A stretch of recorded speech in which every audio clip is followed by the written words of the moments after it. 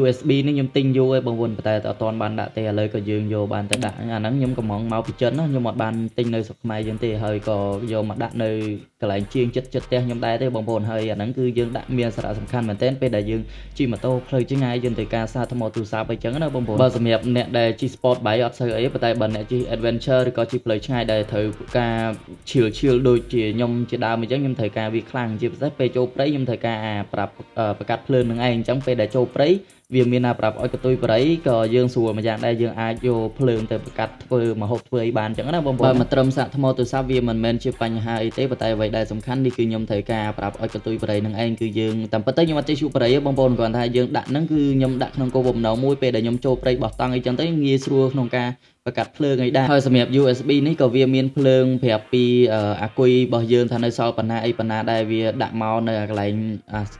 លេខពណ៌ក្រហមហ្នឹងឯងបងប្អូនហើយលេខហ្នឹងក៏វាសំខាន់មួយយ៉ាងដែរបងប្អូនវាប្រាប់ពីកម្លាំងអាគុយយើងនៅសល់ប៉ុណ្ណាអីប៉ុណ្ណាហើយពេលដែលយើងប្រើប្រាស់យើងដោតប៉ុន្មាន